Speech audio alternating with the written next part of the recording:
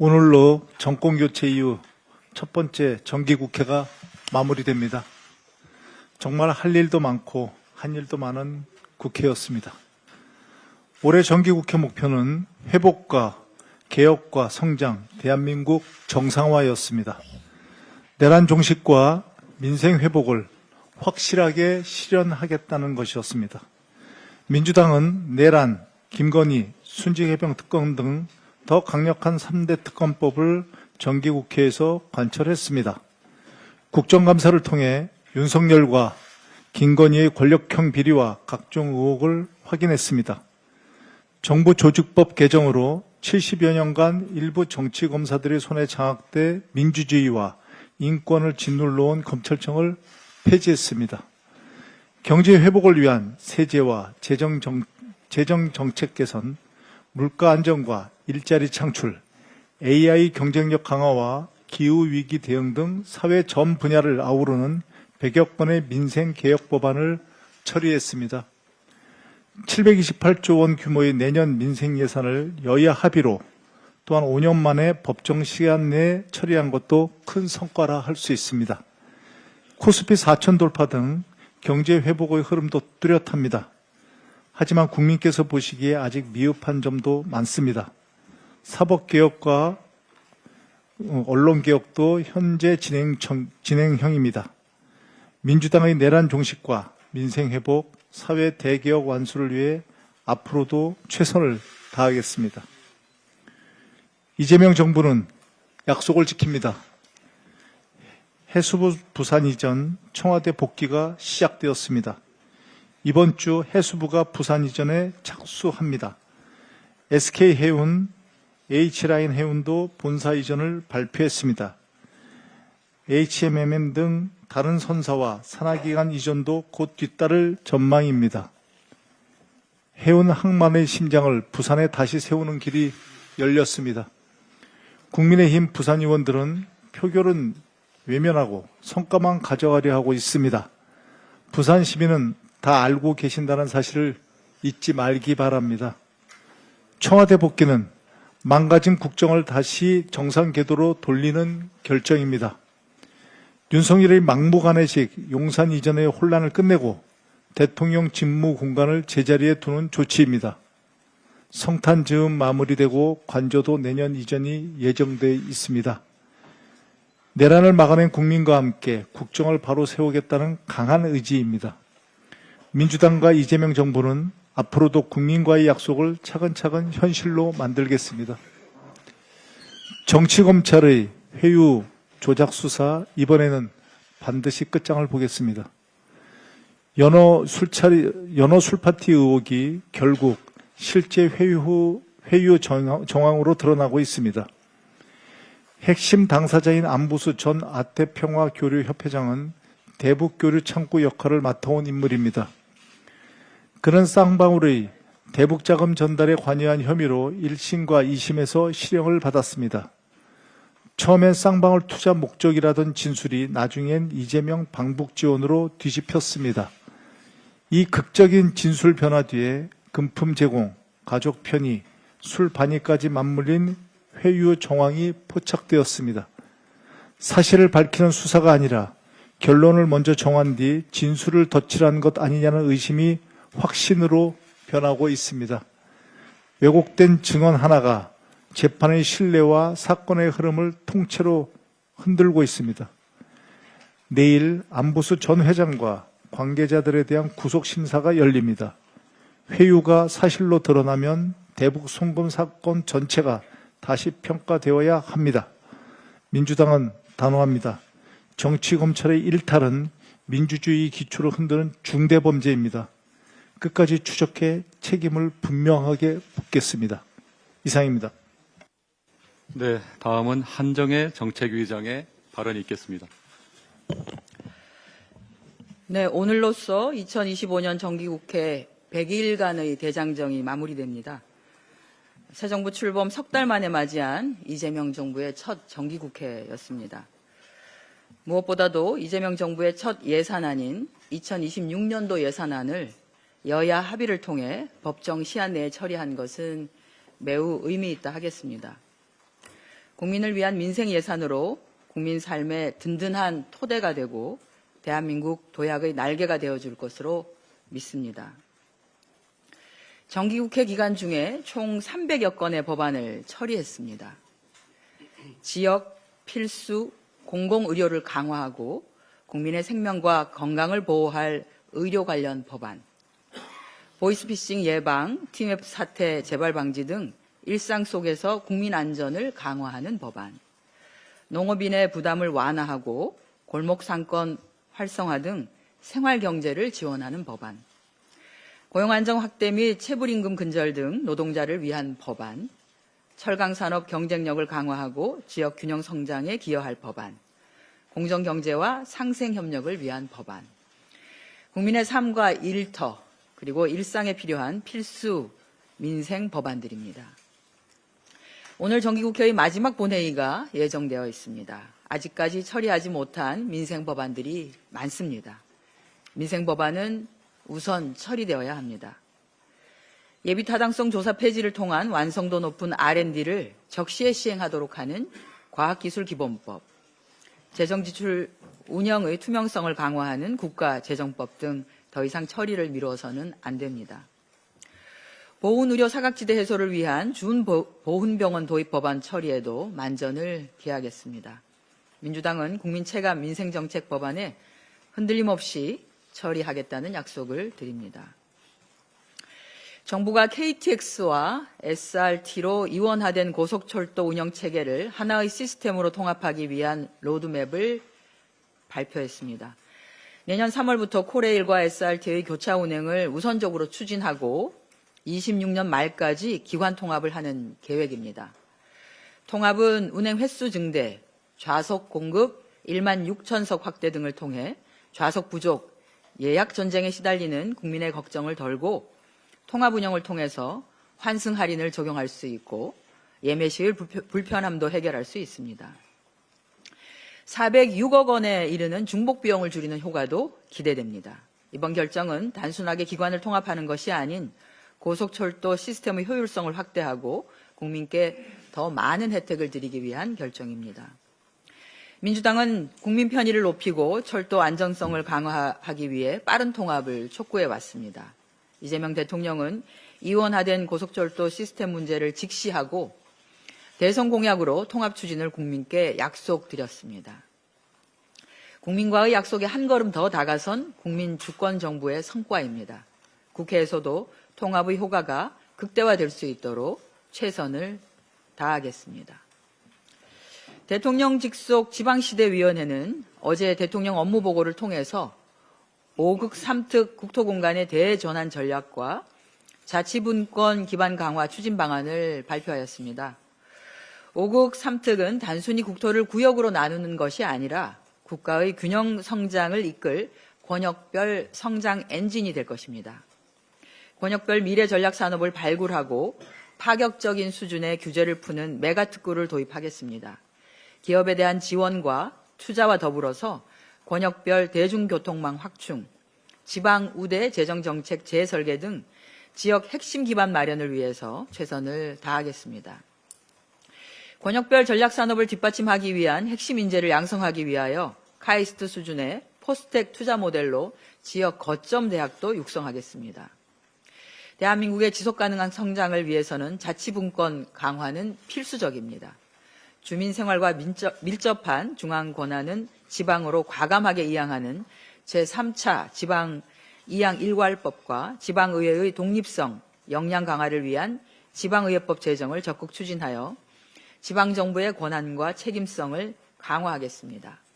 이를 뒷받침하는 실질적인 재정분권을 추진하여 지방정부의 재정 자율성을 확대해 나가도록 하겠습니다. 어제 발표한 지방시대위원회 업무보고는 균형성장 그리고 자치분권의 새로운 시작입니다. 그동안 수많은 정부가 균형성장과 자치분권을 주창했지만 효과는 만족스럽지 못했습니다. 지역은 시혜나 배려의 대상이 아니라 전략적 생산 공간으로 이제 지역이 대한민국의 성장을 이끌어야 합니다. 국토 전체가 성장의 무대가 될 수 있도록 국회에서 입법과 예산으로 적극 지원하도록 하겠습니다. 이상입니다. 네, 다음은 허영 원내정책 수석 부대표의 발언이 있겠습니다. 네, 지난주 법원장들에 이어 전국 법관 대표들이 또다시 국민의 눈높이와 동떨어진 결정을 내렸습니다. 전국 법관 대표들은 내란과 헌정 파괴 행위에 대한 전담 재판부 설치 그리고 판검사를 처벌하는 법 왜곡죄 신설에 대해 위헌성 논란이 크고 재판의 독립성을 침해할 우려가 있다는 입장을 공식 채택했습니다. 일부에서 논의 자체가 사법 불신에서 비롯된 만큼 위헌성에만 초점을 맞춰서는 국민을 설득할 수 없다는 의견도 있었지만 결국 법원의 결정은 국민의 기대와 달랐습니다. 지난 1년 법원이 보여준 모습은 독립적인 재판부의 모습이 아니었습니다. 비상계엄과 내란 사건 관련자들은 줄줄이 석방되고 헌정 질서를 유린한 범죄 앞에서 법이 무력화된 현실을 온 국민이 지켜봤습니다. 많은 국민께서 이맘때쯤이면 내란 세력이 단죄되고 평온한 연말을 맞을 것이라 기대했지만 여전히 1심 선고는 나오지 않았고 재판은 길어지고 있습니다. 그 사이 윤 어게인을 외치는 극렬 지지자들이 기세를 올리고 국민의힘 지도부는 노골적으로 불법 계엄을 정당화하고 옹호하고 있습니다. 이것이 법치의 정상입니까? 1996년 전두환 노태우 군사반란 재판은 1심부터 대법원 확정까지 13개월이 걸렸습니다. 당시 대법원은 형사수석부장에게 재판을 맡겨 속도감 있게 진행했습니다. 정치적 갈등을 줄이고 사회 혼란을 막기 위해서였습니다. 하지만 지금 조희대 사법부는 내란 재판을 손 놓고 구경만 하고 있습니다. 국민 불안을 외면한 채 1년을 흘려보낸 뒤 이제와 전담재판부가 사법 신뢰와 독립을 해친다고 합니다. 정반대입니다. 사법부 신뢰가 무너졌기 때문에 내란 전담 재판부 설치가 필요해진 것입니다. 재판의 독립을 내세우기 전에 국민 앞에 사법의 책임을 다하는 것이 먼저입니다. 독립은 권력이 아니라 책임이며 이게 바로 사법부가 존재해야 하는 이유임을 조희대 대법원장을 비롯한 법원 구성원들은 명심하기 바랍니다. 역대급 개임정부 유출 사고를 일으킨 쿠팡의 행태가 점입 가경입니다. 쿠팡은 지난 주말 공지문을 통해 경찰청이 2차 피해 의심 사례를 발견하지 않았다고 밝혔지만 경찰청은 쿠팡 측에 피해 상황을 전달한 적이 없다며 공식 부인했습니다. 국민 불안을 잠재우기 위한 명백한 허위 해명, 대국민 기만 행위입니다. 그런데도 쿠팡은 여전히 추가 피해는 없다며 책임을 회피하고 있습니다. 유출 범위가 처음 알려진 것보다 훨씬 광범위한데 무슨 근거로 추가 피해가 없다고 단정하는지 납득하기 어렵습니다. 피해 보상 방안 역시 감감무소식입니다. 과거 SK텔레콤이나 네이버 등 유출 사례와 비교해도 쿠팡의 대응 속도와 책임의식은 턱없이 부족합니다. 게다가 쿠팡은 ESG 평가에서 9점, 업계 최하위권이라고 하는 낙제 기업으로 드러났습니다. 정보공개 부실과 사회적 책임 회피가 주요 원인입니다. 국내에서는 로켓 배송으로 지역 경제를 살린다고 홍보했지만 정작 상장된 미국에서는 제대로 된 ESG 공시조차 하지 않은 기업이었습니다. 정보공개 부실, 사회적 책임 회피, 그리고 이번 역대급 정보 유출 사태까지 모든 것이 결코 우연이 아닙니다. 최소한의 윤리와 책임을 저버린 쿠팡에 기다리고 있는 것은 엄중한 법적 책임과 최고 수준의 처벌뿐입니다. 특히 쿠팡이 미국 회사라는 이유로 대한민국의 법과 대한국민을 가볍게 여긴다면 그 책임은 김범석 의장이 스스로 질 수 없는 지경까지 커지리라는 것을 알기 바랍니다. 대한민국은 그렇게 호락호락한 나라가 아닙니다. 대한민국 국민 또한 그렇게 호락호락하지 않습니다. 명심하기 바랍니다. 이상입니다. 네, 다음은 박상혁 원내 소통수석 부대표의 발언이 있겠습니다. 예, 박상혁 의원입니다. 저는 오늘 끝나는 정기국회 국정감사에서 김영석 독립기념관장이 독립기념관에서 예배를 드리고 ROTC 동기회를 개최하며 보물급 유물이 가득 찬 수장고를 마치 자기 서재처럼 개방하는 등 기관을 사유한 점에 대해서 지적하고 밝혀냈습니다. 이런 지적과 문제점으로 인해 국정감사 기간 내내 김영석 관장은 모든 정무위 위원들로부터 질타를 받았습니다. 따라서 현재 보훈부의 감사를 받는 중입니다. 김영석 관장은 반성과 자숙의 시간을 보내야 하는데 반성과 자숙의 시간이 아니라 오히려 노골적으로 마지막 발악을 하고 있습니다. 잠시라도 극우 본색을 숨길 수 없는 김영석 관장은 공공기관장, 그것도 국민의 혼과 염원으로 건립된 독립기념관장에서 단 한시라도 앉아 있으면 안 되는 인물입니다. 이 인물이 다시 극우 목사들을 초청해 독립기념관에서 예배를 드렸다고 합니다.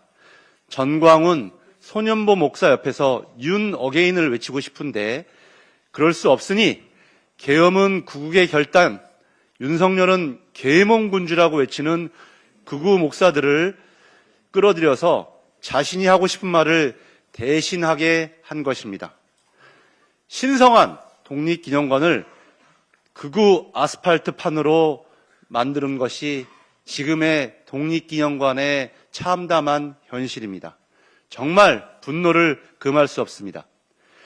심지어 김영석 씨는 눈물을 흘리며 목사로서의 사명을 지키겠다고 했다고 합니다.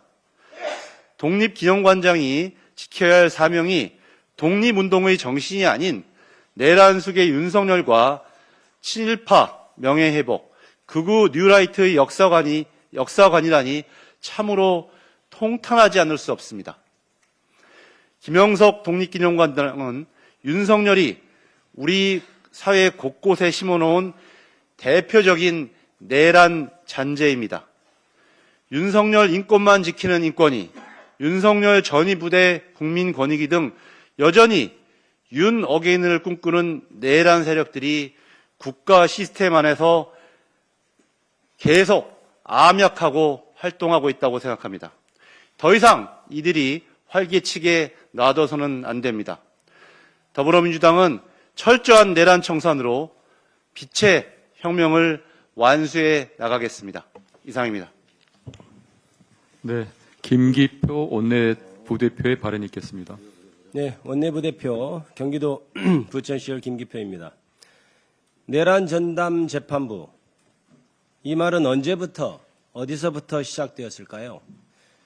12.3 내란이 있었습니다. 그리고 정말 어렵게 국회에서 내란 수계에 대한 탄핵안이 가결되었습니다. 그리고 더더욱 어렵게 내란 수계에 대해 체포를 하였고 구속을 하였습니다. 그런데 갑자기 우리가 그토록 그 결정에 승복해야 한다고 배워왔던 그 법원에서 말도 안 되는 이유를 들어 내란 수계를 풀어줬습니다.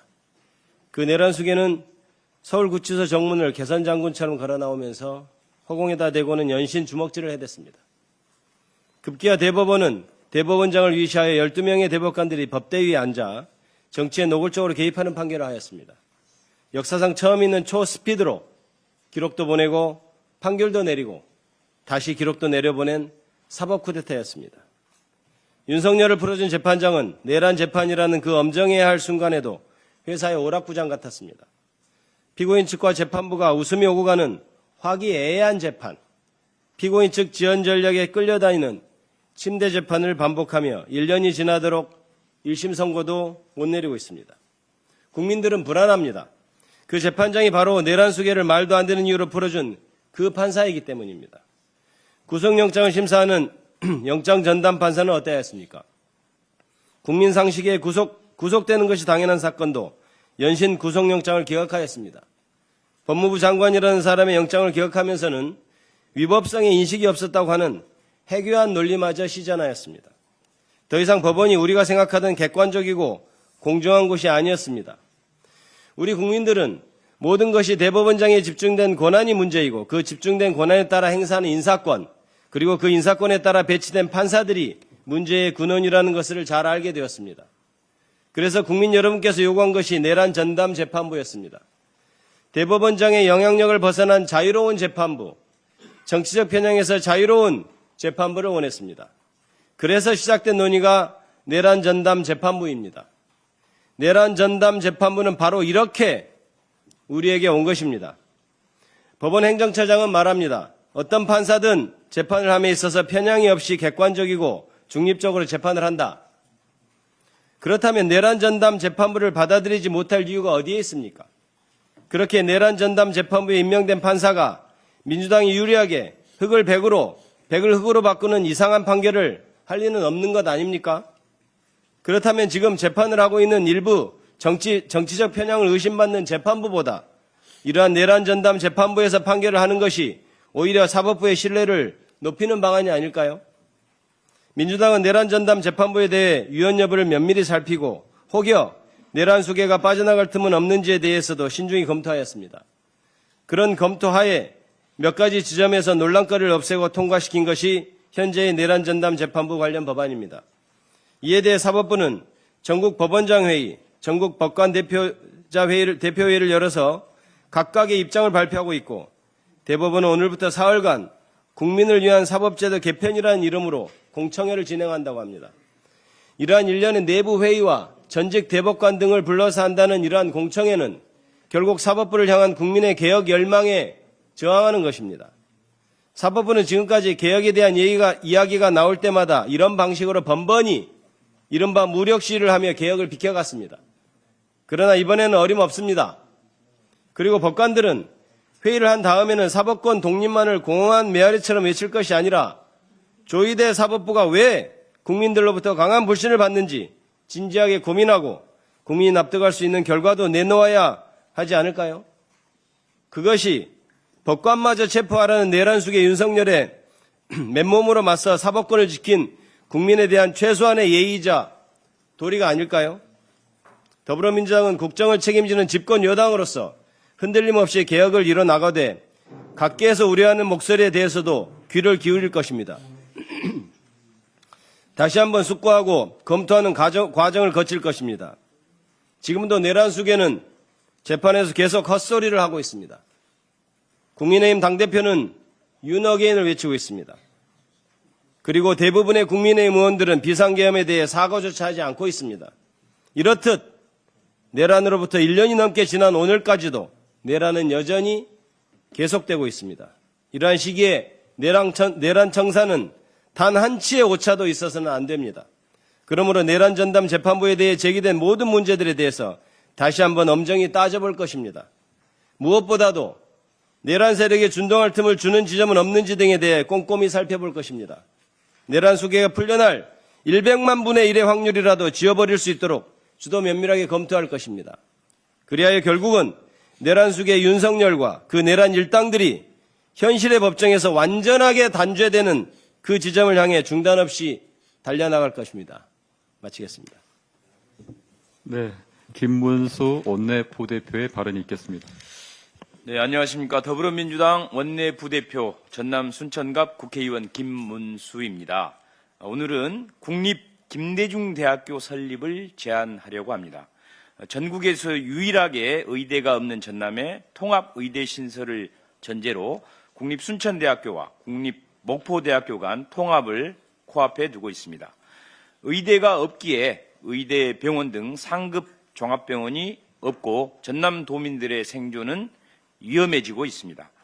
전남의 의료체계 강화는 더 이상 지체할 수 없고 의대 신설은 선택이 아닌 필수 그리고 긴급한 국가적 과제라는 점입니다. 과거 윤석열 정권에서 전남에 하나의 의대를 추진하면서 전남 동서 간의 대립 갈등을 겪었습니다. 마침 이재명 정부는 의대 없는 지역에 의대 신설을 국정과제로 채택하였습니다. 이제 곧 통합대학의 명칭을 결정해야 합니다. 따라서 통합대학의 교명은 지역의 정체성과 미래 비전을 담아내는 상징이 되어야 하며 전남 동서부 간 모두가 공감하고 자부심을 느낄 수 있는 이름이어야 합니다. 저는 이런 관점에서 국립 목포대, 국립 순천대 통합대학 교명으로 국립 김대중대학교를 공식적으로 제안드립니다. 김대중 대통령은 민주주의, 인권, 평화, 통합이라는 대한민국의 핵심 가치를 실천한 지도자이며 한국인 최초의 노벨 평화상 수상자로서 이미 세계적으로 인정받은 인물입니다. 전남 출신이자 대한민국을 세계로 이끈 지도자의 이름을 사용한다는 것은 통합대학의 정체성을 가장 명확하게 세우는 일이며 동북권과 서북권 모두가 공감할 수 있는 가장 통합적이고 미래지향적인 선택입니다. 특히 김대중이라는 이름은 전남, 대한민국 전체를 하나로 묶는 상징적 의미를 갖고 있습니다. 전남 통합의대와 통합대학이 지향해야 할 화합, 혁신, 도약의 정신을 담기에 가장 적합한 이름입니다. 또한 국립 김대중대학교라는 교명은 국제적으로도 경쟁력이 높습니다. 조지 워싱턴대, 조지 메이슨대, 제임스 메디슨대 등 세계 유수의 대학들도 정치 지도자 이름을 사용해 브랜드 가치를 강화해 왔으며 김대중 대통령의 이름은 세계에서 이미 인권과 평화의 브랜드로 자리 잡고 있습니다. 김대중 대통령은 정보고속도로 건설을 통해 대한민국 디지털 혁신의 문을 연 지도자입니다. 오늘날의 AI 데이터 초연결 시대 역시 김대중 대통령이 설계한 토대 위에서 발전하고 있습니다. 따라서 국립 김대중대학교라는 이름은 과거의 명예를 기리는 데서 그치지 않습니다. 전남 통합의대와 통합대학은 전남의 미래 100년을 설계하는 일입니다. 그 첫걸음인 교명은 미래를 향한 의지이자 전남의 새 정체성입니다.